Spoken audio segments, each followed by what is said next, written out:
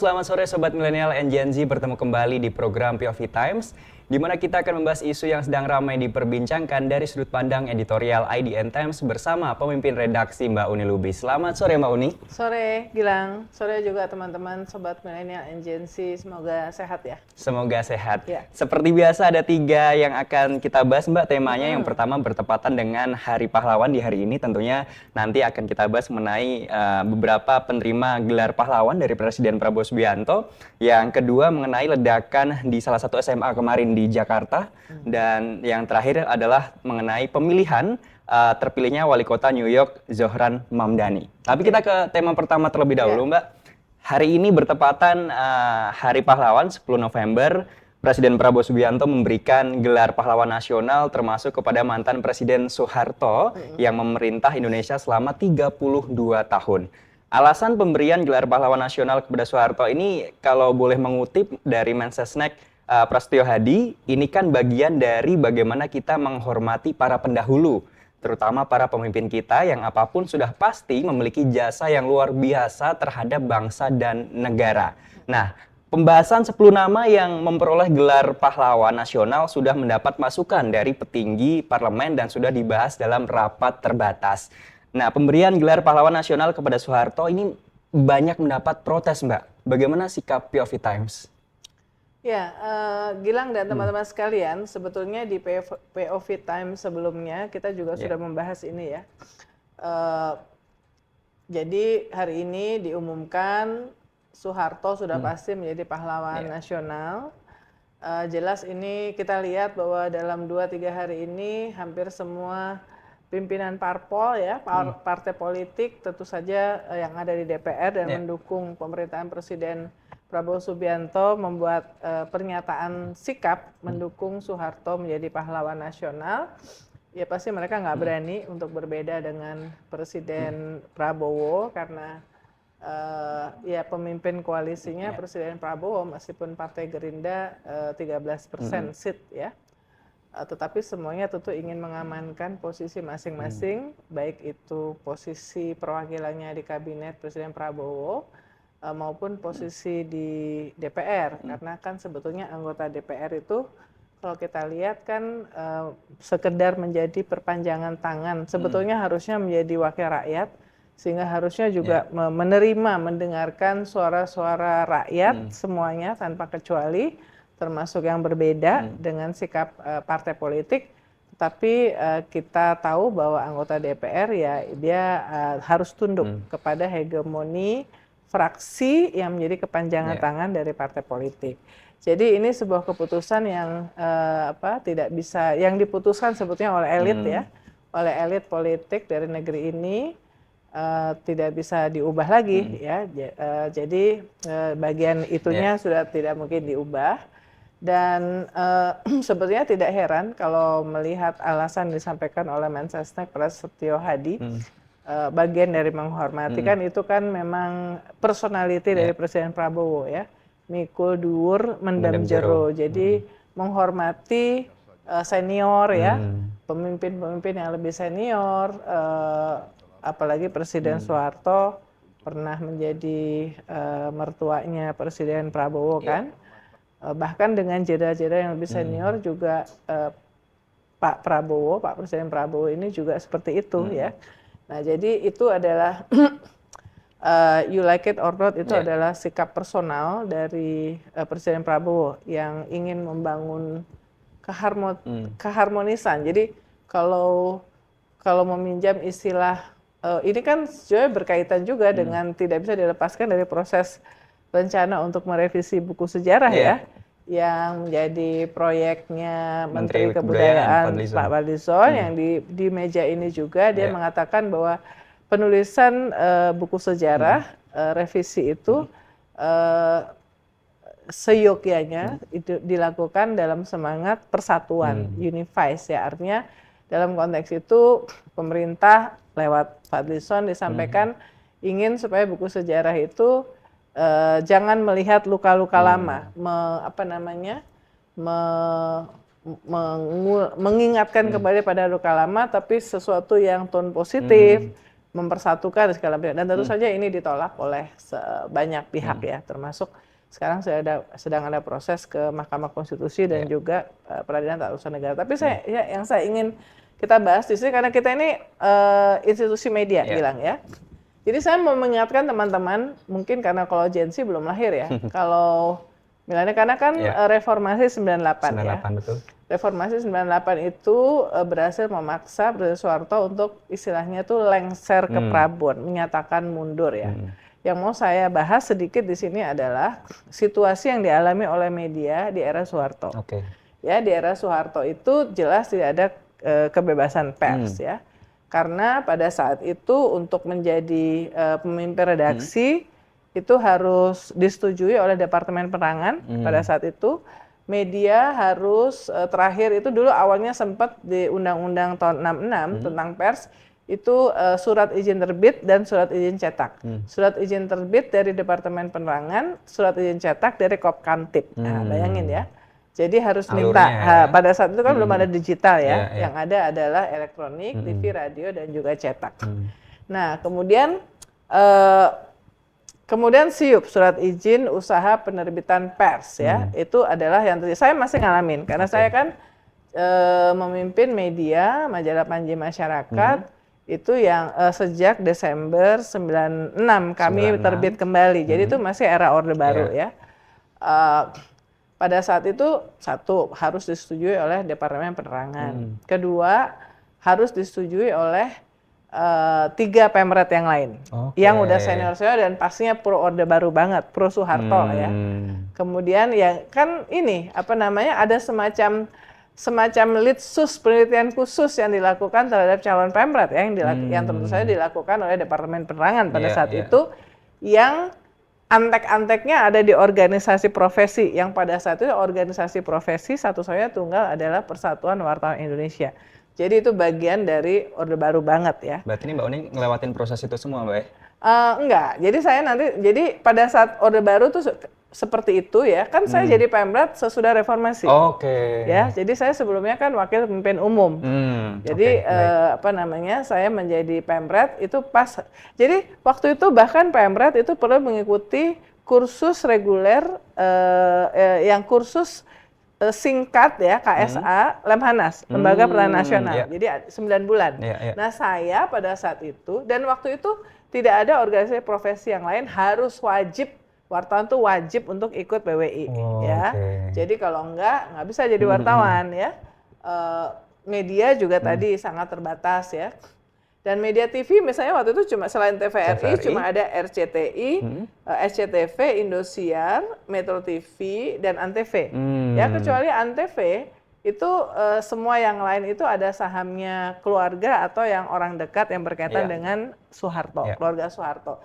Jadi yang lainnya enggak. Jadi media itu yang swasta juga harus ada kepemilikan atau kaitannya dengan keluarga Soeharto. Makanya kan pada saat itu kan seperti TAP MPR itu soal KKN kan, kolusi dan nepotisme, ya kan?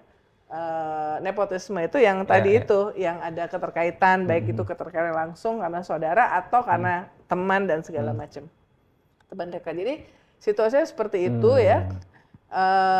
Jadi 98 Pemret yang sekarang ada itu adalah produk dari reformasi. Karena salah 3 yang paling fenomenal dari reformasi 98 dan selalu dibangga-banggakan kalau orang Indonesia diundang untuk hadir di berbagai forum internasional bicara soal demokrasi, dan saya beberapa kali juga ya menjadi bagian dari diundang di acara-acara internasional. Baik itu langsung oleh organisasi media, pers, maupun menjadi bagian dari delegasi Kementerian Luar Negeri ya. Bahwa Indonesia adalah laboratorium hidup yang luar biasa di demokrasi, negara dengan penduduk muslim terbesar, di mana muslim dan demokrasi bisa hidup berdampingan. Dan produk reformasi yang paling dibangga-banggakan itu satu, undang-undang pers. Ya, yang menjamin pers yang independen, pers yang tidak dikriminalisasi ya. Kemudian yang kedua, dan ini adalah undang-undang pers yang dianggap terbaik di dunia bareng dengan undang-undang pers di Afrika Selatan. Yang kedua adalah undang-undang otonomi daerah. Jadi sehingga hasil dari pemasukan revenue yang termasuk dari daerah, dari sumber daya alam apa segala macam itu kembali ke daerah. Sekarang ada kekhawatiran karena wah udah dikasih ke daerah tapi kok ternyata nggak jadi-jadi nih, makanya terus kemudian muncul isu untuk ditarik ya, dipangkas ya dana transfer ke daerah dan menimbulkan protes di Pati dan segala macam ya. Tapi itu adalah produk dari reformasi karena reformasi itu adalah semangatnya desentralisasi ya, kekuasaan itu tidak hanya di pusat. Yang ketiga adalah militer kembali ke barak. Maka kita lihat bahwa memang militer kembali ke barak, sebelumnya duduk di semuanya BUMN, kementerian, masih aktif ya, menjadi gubernur, bupati, menjadi wali kota. Jadi ini adalah peran teritorialnya, tapi sesudah reformasi, mereka semuanya kembali ke barak, artinya tidak ada di posisi-posisi yang sipil kecuali yang sangat dikecualikan, tapi yang jelas nggak ada kepala negara yang masih aktif, kepala daerah yang masih aktif, yang dari militer. Kemudian jadi polisi maju di depan ya, menimbulkan komplikasi juga ya. Ya itu masalah. Jadi tapi kembali ke pers tadi ya. Jadi dari pers Dewan Pers dulu, ketua Dewan Pers kalau menurut peraturan pemerintah nomor 1 tahun 84, Dewan Pers itu ketuanya adalah Menteri Penerangan. Jadi sangat tidak independen ya kan. Kemudian sekretarisnya Dewan Pers adalah Dirjen PPG ya, pers dan perusahaan pers dan grafika ya. Jadi benar-benar Dewan Pers itu adalah kepanjangan tangan underbow dari Departemen Keuangan, dari pemerintah ya. Nah jadi benar, jadi nggak ada tuh kemerdekaan pers, kebebasan apa segala macam nggak ada ya. Jadi yang kita alami sekarang ketika teman-teman milenial dan Gen Z bisa menikmati ya, menikmati konten-konten media dan kebebasan itu adalah produk dan hasil dari reformasi ya. Dan bahkan sekarang di era reformasi kemudian bisa ada internet ya. Kita nggak tahu apakah kalau misalnya Soeharto masih berkuasa dengan tipe kekuasaan seperti itu bisa bebas juga berinternet karena di banyak negara dengan pola kekuasaan diktator seperti Soeharto bahkan yang sekarang terjadi itu penggunaan internet dibatasi. Nah ini saya mau cerita aja sama teman-teman, mungkin beberapa di antara kalian yang belum lahir, itu adalah situasi pers pada saat itu, dan pers yang sekarang termasuk yang sekarang ya citizen kalian bersosial media dengan bebas apa segala macam itu adalah hasil dari reformasi. Sebelum itu nggak ada ya. Jadi sebelum itu saya pernah menyebut ada namanya Mayor kemudian Letkol Panggih di Kadispenat ya, di Dispenat bukan Kadispenat, Dinas Penerangan Angkatan Darat yang selalu menelpon pemimpin redaksi untuk minta tulisan ini jangan dimuat, berita ini jangan dimuat, berita ini harus di take down, nggak boleh. Kalau misalnya TV harus di take down ya, kalau yang koran apa segala macam itu nggak boleh dibuat. Jadi benar-benar itu diatur sepenuhnya oleh pemerintah. Nah, yang kedua dari segi politik, Gilang, pada saat itu cuma ada 3 partai, Golkar, no wonder Golkar mengusulkan salah satu yang kencang ngusulin Soeharto jadi patronnya kan itu jadi pahlawan nasional, Golkar. Kemudian PPP ya, Partai Persatuan Pembangunan, sama PDI nggak pakai Perjuangan ya. Partai yang lainnya yang sekarang ada PDIP, PKS, Gerindra, partainya Pak Prabowo Subianto, Partai Nasional Demokrat, Partai Nasdem, partainya Pak Surya Paloh yang juga mendukung Soeharto jadi pahlawan nasional, dan semua partai yang ada itu bisa ada karena reformasi. Ya, sebelum reformasi ketika Soeharto berkuasa cuman boleh ada 3 partai. Ya, Golkar berkuasa penuh, 2 partai ini ya sangat kecil lah supaya kelihatan demokrasi tapi enggak gitu ya. Karena basically 2 partai ini nggak bisa macam-macam juga sama kekuasaan sama Soeharto ya. Nah, jadi itu adalah situasinya. Jadi teman-teman mesti tahu bahwa politisi-politisi yang ada di DPR, di partai politik sekarang mungkin bisa dikatakan ya 95% itu adalah bisa ada di situ, ya, bisa duduk dengan nyaman, menerima semua gaji, manfaat, benefit, fasilitas sebagai anggota DPR, MPR, Dewan Perwakilan Daerah, itu karena ada reformasi. Kalau di zamannya Soeharto masih berkuasa, nggak mungkin, misalnya kayak Fahri Hamzah lah, Budiman Sujatmiko lah, mau disebut siapa lagi ya? Sebelumnya Rama Pratama, PKS, tapi sekarang dia udah. Tapi semuanya, semua, ya, anggota-anggota DPR, ketua-ketua fraksi yang sekarang, ya, kecuali yang dari Golkar, P3 kecil banget, malah nggak ada, ya, itu adalah produk dari reformasi. Nggak bisa mereka ada di DPR tuh kalau tidak ada reformasi. Jadi bahwa sekarang mereka berlomba-lomba untuk mendukung Presiden Soeharto menjadi pahlawan nasional, ya ini ironi, apapun alasannya, ya, bahwa termasuk alasan bahwa dia dianggap berjasa memerintah Indonesia 32 tahun, ya memerintah 32 tahun saja menunjukkan bahwa pada saat itu tidak ada demokrasi. Jadi semaunya dia, selama-lamanya dia, sampai kemudian kalau dibilang ekonomi sukses, ya reformasi itu rentetan dari proses yang kemudian menjadi membuat triggernya adalah Krismon, krisis ekonomi mulai 96-97. Ingat nggak fotonya Presiden Soeharto tanda tangan letter of intent, janji kepada Dana Moneter Internasional di depan Michael Kamdesu. Kita sebagai warganya kayaknya waktu itu tuh merasa kayak nelongso dan merasa terhina, kok kayaknya bangsa kita gitu amat ya. Ya tapi Presiden Soeharto harus tunduk. Kalau enggak tidak diselamatkan oleh IMF. Gitu. Jadi pada saat itu seperti itu. Dicari aja pakai keyword Michael Kamdesu, IMF, Soeharto. Itu karena apa? Ekonomi kita krisis, amburadul. Memang bukan hanya Indonesia yang mengalami krisis. Ada Korea Selatan dan juga Thailand. Ya tapi kan, jadi ujungnya itu Soeharto itu membawa Indonesia ke arah Krismon. Karena itu tadi perilaku pemerintahan birokrasi yang KKN. Ya. Jadi ya itu, jadi sebenarnya banyak lah ya, tapi inilah ya mau diapain lagi. Jadi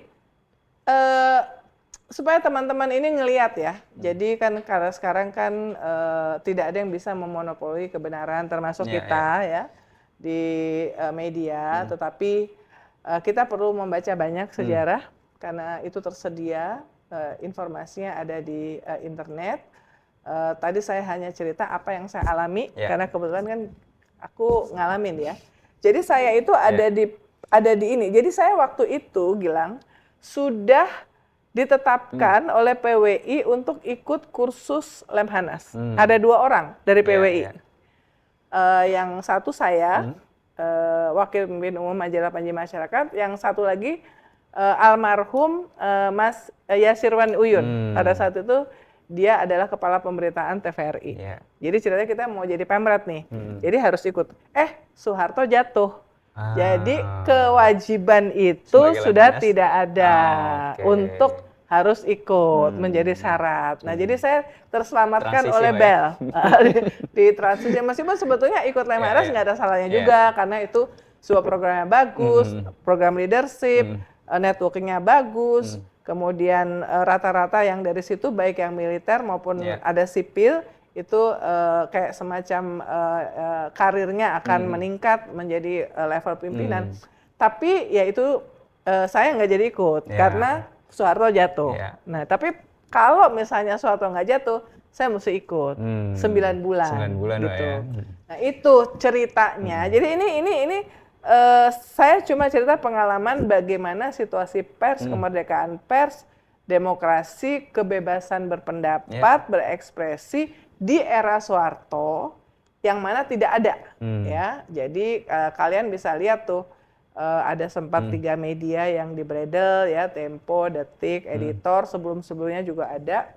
Jadi memang tidak ada. Dan yang kedua, mereka yang ada di parlemen pada saat ini hampir 100% super mayoritas itu bisa ada di situ karena reformasi. Karena Soeharto mundur. Ya, karena Soeharto mundur. Kalau nggak ada tuh bisa ada partai-partai politik dan yang sekarang duduk di parlemen. Itu aja saya ingin friendly reminder situasi yang pernah dialami oleh bangsa ini di era Soeharto. Termasuk mudahnya mengakses semua media sosial, Mbak ya? Produk dari reformasi. Kita ke tema yang kedua, Mbak. Di hari Jumat kemarin ada tragedi peledakan di sebuah SMA di Jakarta yang memicu kesadaran soal kondisi di sekolah yang sangat mungkin bisa dibilang tidak sehat, dalam artian belum aman dan nyaman untuk semua. Nah, pelaku yang ternyata juga siswa di sekolah itu diduga mengalami perundungan atau bullying ya. Polisi sedang mendalami informasi ini, lalu gimana Mbak sikap dari POV Times kali ini? Kita langsung, tentu kita meliput meliput, tapi kemudian pada saat itu juga, saya rasa pada hari yang sama, redaksi juga mendapatkan informasi kemungkinan terjadinya perundungan atau bullying yang dialami oleh pelaku. Kan pelakunya juga siswa sekolah yang bersangkutan ya.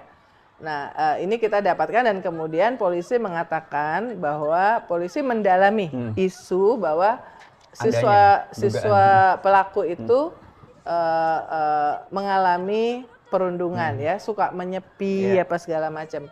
Tentu gini, kita mengucapkan prihatin terhadap semua korban luka-luka ya, termasuk korban siswa-siswa ya. Kita mendengar bahwa masih ada yang dirawat di rumah sakit. Semoga segera pulih karena trauma ini pasti tidak akan hilang. Mudah-mudahan bisa menjadi lebih tenang dan percaya untuk sekolah lagi. Keluarganya juga pasti khawatir, guru-guru semuanya khawatir ya. Tetapi tadi, jadi ini peristiwa ini menunjukkan bahwa ternyata sekolah belum sepenuhnya menjadi tempat yang aman dan nyaman buat anak ya. Dan bahkan informasi ada kemungkinan pelaku itu adalah korban dari bullying. Kita menulis bahwa menurut ahli korban bullying itu memang bisa menjadi pelaku kekerasan ya. Nah, saya ingin mengutip nih Gilang. Jadi sebetulnya ini adalah sebuah survei ya. Ini survei yang dilakukan setiap 2 tahun sekali, tapi terakhir itu 2023. Saya dapatnya dari BRIN, ya, Badan Riset Inovasi Nasional ya. Jadi angka statistiknya ini harusnya memicu kekhawatiran dan concern ya buat semua pihak, sekolah, orang tua, pemerintah, semuanya kita masyarakat ya. Karena harusnya angkanya 0 ya. Jadi ini temuan dari Global School Based Student Health Survey mengenai kesehatan siswa yang menampilkan hasilnya. Jadi ini survei yang melakukan itu World Health Organization ya. Di Indonesia hasilnya ada rasa kesepian ya. Atau loneliness itu ada 19,1% dari responden ya siswa itu mengalami kesepian, loneliness. Menyendiri jadinya ya. Kemudian ada kecemasan atau anxiety itu 16,4%. Lalu ada kecenderungan untuk bunuh diri atau mengakhiri hidupnya ya. Itu 8,5%. Ya ini jangan dilihat 8,5% itu sesuatu yang di bawah 10 enggak. Harusnya 0. Harusnya 0 ya. Kecenderungan untuk mengakhiri hidup itu 8,5%, termasuk di dalamnya 10% angka kecenderungan menyakiti diri sendiri, ya, secara fisik tidak aktif itu 76,2%, suka rebahan aja, mungkin main gadget di kamarnya atau menyendiri ya, itu 46,8%, kemudian merokok termasuk pakai rokok elektronik, itu elektrik 17,8%. Nah, jadi ini angka-angka yang harusnya menjadi lampu merah ya. Jangan dilihat ini masih di bawah 20 enggak. Ini lampu merah karena seharusnya 0 ya. Jadi ini adalah hasil survei yang representatif, kompeten, kredibel, dan kita harapkan ini memicu kepedulian dari semuanya sesudah terjadinya tragedi ya yang peledakan di SMA di Jakarta Selatan itu ya. Nah kemudian yang kedua, kemudian kan para ahli juga menganalisa ya, membuat perkiraan. Karena dia melakukan tindak kekerasan lalu menaruh ada 3 nama pelaku teror di negara yang lain ya. Karena menurut ahli terorisme itu seringkali yang terinspirasi dan sekarang terinspirasi itu bisa didapat dari apa yang diakses di internet online. Betul. Dan rata-rata kalau menurut survei juga anak-anak usia ini ya, remaja itu bisa berselancar di internet sehari 5 sampai 8 jam ya. Jadi dia bisa terpapar, termasuk terpapar dengan ajaran-ajaran kemudian terinspirasi dengan orang-orang yang menganjurkan kekerasan, termasuk terorisme. Nah, jadi cuman ini saya membaca dari tulisannya Romain Perdana Putra ya, peneliti dari BRIN. Jadi apakah ini si anak ini memiliki kemampuan untuk merakit, ya kan? Itu kan ini kemampuan untuk merakit ya, pasti dia ada belajar ya. Dan sekarang belajar merakit senjata atau alat peledak di internet tuh banyak sekali, dan itu yang banyak dilakukan ditemukan pada pelaku-pelaku teror bom yang masih muda-muda ya. Nah itu yang juga kita tahu. Kita tahu bahwa 2 tahun ini praktis tidak ada kejadian aksi terorisme yang major, yang besar. Tapi kan bukan berarti bahwa tenang itu berarti tidak ada proses rekrutmen, karena potensinya ada. Nah potensi untuk direkrut itu ada di personal individu seperti yang ini, yang menurut survei ini suka menyendiri, ya kan, suka menyendiri, kemudian apalagi ternyata dia tuh seperti tersisihkan, ya.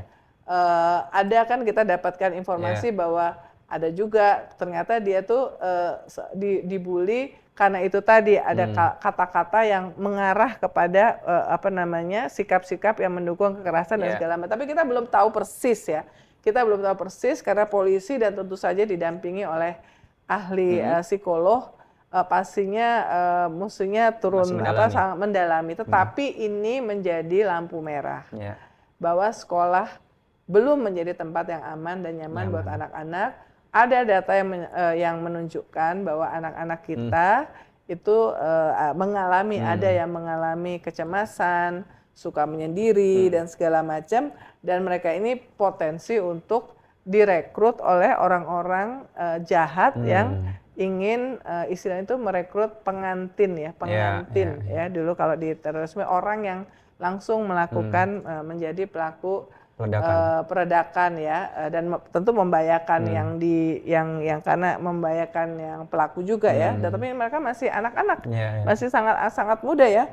Dan ini sedang didalami apakah benar-benar lone wolf atau sendiri atau menjadi bagian dari organisasi tertentu. Nah, ini saya mengutip ahli intelijen, purnawiran intelijen Pak Prayitno Ramelan yang mengatakan bahwa sudah ada 180.000 unggahan terkait intoleransi, ekstremisme dan terorisme yang diblokir ya. Jadi ini dan ada ini juga Gilang, riset yang mengatakan bahwa ya sebenarnya kecemasan itu bisa juga dipicu oleh rasa putus asa, putus harapan karena apa? Ya termasuk salah satunya adalah bahwa bisa nggak mereka lulus SMA, lulus sekolah, kemudian melanjutkan. Kalau dia melanjutkan, apakah nanti bisa terserap di bidang sektor pekerjaan yang formal, ya.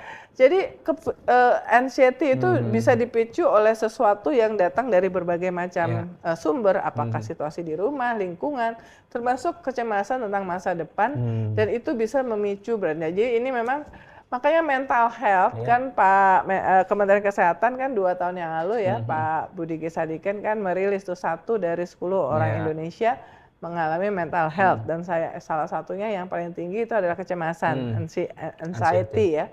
Nah ini yang kecemasan ini menjadi mental health itu menjadi concern dari Gen Z lah. Menurut survei Indonesia Millennial and Gen Z Report juga itu kan top 5-nya itu selalu itu.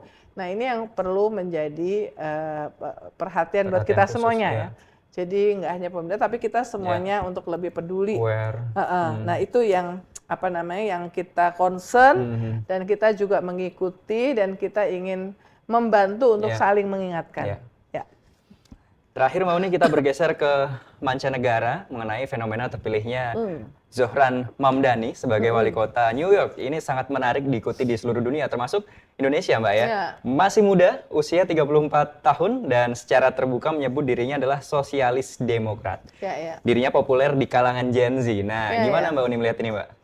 Ya ini menarik ya, platformnya dia itu kan New York City yang affordable, yang terjangkau ya. Affordable New York City karena New York City adalah disebut kota terpadat di Amerika dan kota yang paling mahal. Mahal, betul.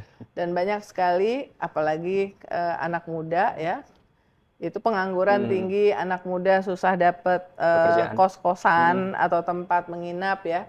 Jadi pekerjaan susah, cost of living mahal kan? Mahal. Aduh, saya kan belum lama nih ke New York ya waktu UNGA ya. Waduh, di sana makan yang simple aja kayak misalnya simple mengenyangkan atau enggak nih Mbak? Ya di sana kan soalnya porsinya gede, jadi kayak kentang sama kentang yang karbo aja ya, maksudnya nggak sehat sebetulnya ya. Kentang goreng apa segala macam ya $3 ya. $3 itu kalau di sini berarti 16.000 dikali 3 Mbak ya? Iya 16.500 ya. Ini kentang goreng doang ya. Kentang goreng doang. Tapi kan orang kan nggak bisa hidup hanya dengan kentang goreng sebetulnya ya. Tidak ada gizinya. Tapi cost of living tuh sangat tinggi ya. Kemudian yang kedua transportasi juga ya, transportasi. Kemudian perumahan. Nah ini yang nomor satu itu dia rent freeze. Jadi sewa apartemen, sewa tempat tinggal itu tidak dinaikkan untuk tahun ke depan. Karena kan biasanya hampir setiap tahun itu naik. Dan ini kan terjadi nggak cuma di New York, terjadi di semuanya tempat, termasuk di Indonesia, di kota-kota besar, termasuk di Jakarta ya. Yang milenial baru menikah, Gen Z baru menikah, hanya kecuali anaknya orang tuanya tajir ya. Itu kalau benar-benar hanya berdasarkan gaji, itu mungkin baru bisa mulai mencicil rumah itu sudah 4 tahun, 5 tahun bekerja dan jauh banget. Termasuk gitu saya 50 kilo. Nah 50 kilo ya, artinya hampir dari kantor 1,5 jam ya ke kantor. Nah itu sama ya, yang dialami itu sama. Dan Zohran Mamdani, karena mungkin dia muda, timnya juga muda, itu menangkap kegelisahan ya. Kegelisahan sehingga menjadikan itu sebagai platform. Dari segi platform itu menarik ya, termasuk childcare ya, free, karena kan salah satu yang juga kalau punya anak kemudian harus kerja di mana anaknya kan nggak mungkin nggak kayak di kita ya, yang masih bisa ada ART ASN rumah tangga. Kalau di New York nggak mungkin, nggak super mahal ya. Jadi platformnya dia itu dekat ya. Terus kemudian ada momentum ya, momentum bahwa dia tidak menjadi bagian dari elit, bahkan elit Partai Demokrat ya. Tidak apalagi menjadi elit Amerika ya, yang sekarang yang berkuasa adalah Trump. Dia melawan calon yang didukung oleh orang-orang super kaya ya. Super kaya di Amerika, tapi itu tadi karena isu yang tepat bisa engage dan relevan dengan pemilih muda dan pemilih yang lainnya ya di semua usia ya. Kemudian kampanye yang kreatif dan segar, kemudian rajin sekali canvassing langsung, kemudian dia itu diversity is beautiful kayak tagline kita. Semuanya merangkul semua etnis dan juga semua sosial ekonomi, termasuk kelompok minoritas ya. Jadi kemudian dia bisa menang. Nah, kita bisa belajar nih, Gilang. Jadi jangan mau dibilang sosialis kek ya, the rise of pemikiran yang sosialisme segala macam. Jangan terus kemudian dianggap remeh, ya kan? Dan ini adalah pesan kepada semua kita, termasuk pemimpin-pemimpin tidak hanya di level kota, provinsi, juga apalagi pusat. Bahwa itu adalah yang menjadi perasaan kebatinan dari anak muda. Dan anak muda di Indonesia ini Gen Z 70 juta. Kita melihat bagaimana anak muda melawan di beberapa negara. Bahkan kepala negaranya, kepala pemerintahnya ada yang harus diturunkan. Karena apa? Selalu isunya adalah apa yang policy yang ditunjukkan oleh elit, ya, oleh kepala pemerintahan, oleh kekuasaan, tidak sesuai dengan apa yang dialami, dirasakan oleh mereka ya. Mereka ini kan kepada mereka tadi contohnya, wah ini bisa nggak ya terjangkau ya nggak kalau mau melanjutkan sekolah, kalau atau kuliah, habis kuliah gue dapat pekerjaan nggak? Ya mereka itu kan adalah mencerminkan mereka merasakan apa yang dialami oleh keluarganya, oleh orang tuanya yang makin sulit ya. Jadi freeze the rent ya, jadi tidak menaikkan, membangun affordable housing. Kemudian ini cracking down on bad landlord. Jadi kan yang nyewa-nyewa yang punya kos-kosan ini seringkali tuh nggak peduli tuh. Misalnya kalau di sana kan soalnya ada musim dingin banget yang menggigil, jadi nggak diperhatiin pemanasnya. Musim kalau ada terjadi musim panas nggak diperhatiin AC-nya. Jadi pokoknya suka-suka. Nah itu akan ditindak, diperbaiki ya. Kemudian keamanan di kota ya, grocery store jadi grocery yang dimiliki oleh kota. Jadi kota ini akan bagian grocery. Oh ini kok jadi mirip-mirip tapi ada mirip-miripnya dengan Koperasi Desa Merah Putih. Karena di setiap daerah ada Mbak ya. Koperasi Kota dan Desa Merah Putih, cuma kita nggak tahu nih. Dua-duanya kita monitor nih. Mana yang berhasil, apakah programnya wali kota terpilih New York, Zohran, atau programnya Presiden Prabowo nih. Sama-sama kita monitor ya. Kemudian gratis naik bus ya, kemudian fighting corporate exploitation. Jadi orang-orang kaya di New York itu akan dapat pajak yang lebih gede. Jadi semuanya lagi deg-degan. Tapi intinya ada apa? Ini semuanya yang dia pilih, caranya untuk menang, yang dia pilih platformnya, ini adalah platform yang appeal terhadap pemilih, dan pemilih ini mayoritas itu adalah Gen Z. Relate Mbak ya? Relate. Tidak hanya makanya pemilihan wali kota New York, padahal ini bukan pemilihan presiden ya, pemilihan wali kota New York itu menjadi perhatian nggak cuma di seluruh Amerika, tetapi perhatian dunia. Karena nggak hanya karena sosoknya, Zohran muda 34 tahun, mungkin yang termuda dalam sejarah, salah satu yang termuda dalam sejarah, Muslim pula, ya bukan mayoritas ya, dan sangat diverse, orang tuanya juga dari keluarga intelektual. Dan platformnya. Nah, platformnya ini kenapa kok Gen Z ini Gilang kok bisa sama ya di berbagai negara? Karena buat mereka itu rumah itu bukan hanya rumah di kota saya tinggal. Rumah itu adalah kesamaan visi, kesamaan belief, ya. Jadi ya mereka bisa relate sama apa yang terjadi di makanya.